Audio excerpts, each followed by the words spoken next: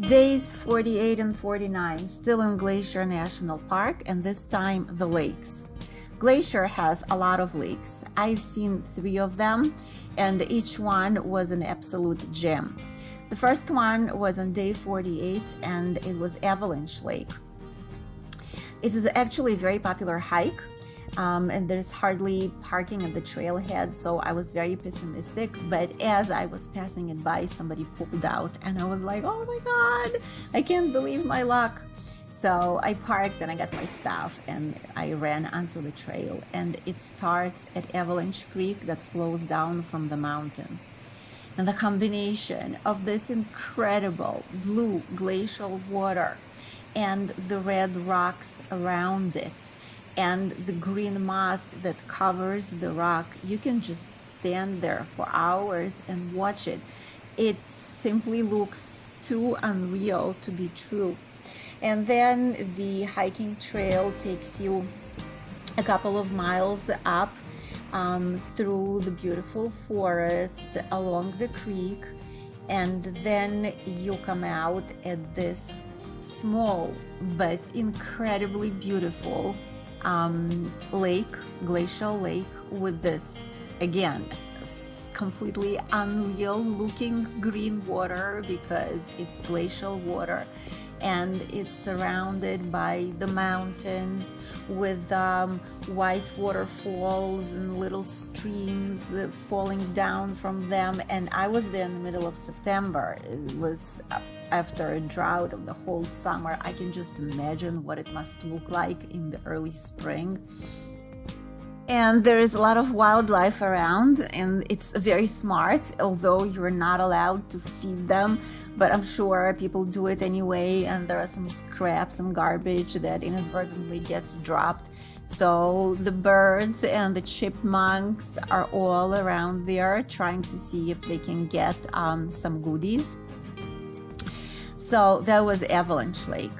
And later on that day, I was on the way out of the park to the west. You pass Lake McDonald, which is also a huge, beautiful lake, and there is a river with waterfalls leading up to it. And unfortunately, it was almost dusk, and I really needed to get going. But I wish I could have spent more time there because it was also very tempting to just sit there for hours and watch the beauty of the surrounding nature. The real highlight was Bowman Lake on day 49. The road there is not for the faint of heart. I really thought my suspension was gonna break in half. But once you make it there, it's incredible. It looks like a freaking postcard, except that it's real. And it's Montana, it's the mountains, it's the middle of September, but I was like, no freaking way, I'm leaving here without going into the water. So I went in, and a few people on the shore were actually clapping their hands, and I was like, no, don't get excited, I'm from Russia, I need to live up to my heritage. But the water was freezing. It must have been in the low 50s, which is like around 10 degrees Celsius, and outside was like in the low 60s probably. And I took a dip. I got a leg cramp just from standing in the cold water, but it was totally worth it. And then the wind died down a little bit, and you could catch an almost perfect reflection of the mountains in the water on the lake. So it was just a dream come true. And then I made my way back to my great boondocking spot.